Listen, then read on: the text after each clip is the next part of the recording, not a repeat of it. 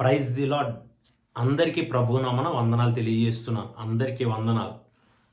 ఈరోజు రెండవ దినవృత్తాంతములు 26వ అధ్యాయం 5వ వచనాన్ని మనం చూసినట్లయితే, రెండవ దినవృత్తాంతములు 26వ అధ్యాయం 5వ వచనాన్ని మనం చూసుకుందాం. అతడు యెహోవాను ఆశ్రయించినంత కాలము దేవుడు అతన్ని వర్ధిల్లజేసెను.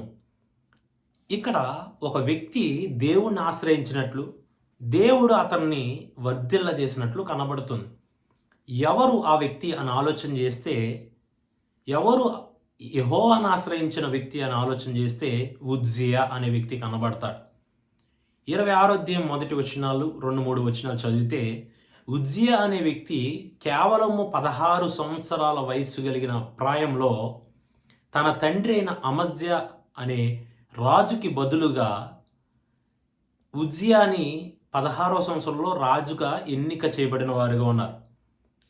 16వ సంవత్సరాన రాజుగా తన జీవితాన్ని ప్రారంభించి, దేవుని దృష్టి యందు దేవుని యొక్క దీవెనలు పొందుకుంటూ, దేవుని మీద ఆధారపడుతూ, దేవునికి యథార్థంగా జీవిస్తూ, మనుషుల ఎల్ల దేవుని ఎల్ల నమ్మకంగా పనిచేస్తూ, యెహోవా దృష్టికి అనుకూలంగా ఉండి యథార్థతను కనుపర్చి న్యాయముగా జీవించినందువల్ల దేవుడు అతన్ని వర్ధిల్లజేస్తూ ఉన్నాడు.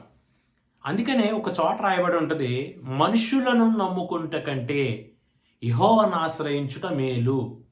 ఈ లోకంలో ఎందరినో నమ్ముకుంటాం, ఎందరినో ఆశ్రయ దుర్గముగా పెట్టుకుంటాం. కానీ కొన్నిసార్లు వారు మేలు చేస్తారు, కొన్నిసార్లు మోసం చేస్తూ ఉంటారు. కానీ దేవుని మీద ఆధారపడి, దేవుని మీద ఆనుకొని, దేవుణ్ణి ఆశ్రయదుర్గంగా పెట్టుకొని, దేవుణ్ణి ఆశ్రయించినట్లయితే దేవుడు మనలను వర్ధిల్లజేస్తాడు. ఇక్కడ ఉజ్జియా అనే వ్యక్తి తన జీవితాన్ని ప్రభు ఎదుట, దేవుని దగ్గర నమ్మకంగా యథార్థంగా జీవించాడు కాబట్టి తనని, తన రాజ్య పరిపాలనను దేవుడు వర్ధిల్లజేసి అనేక మందికి ఆశీర్వాదకరంగా చేశాడు.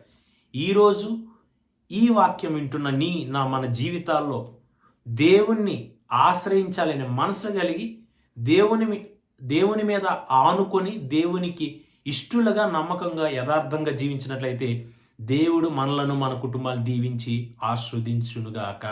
ఆమేన్. అందరికీ వందనాలండి. God bless you all.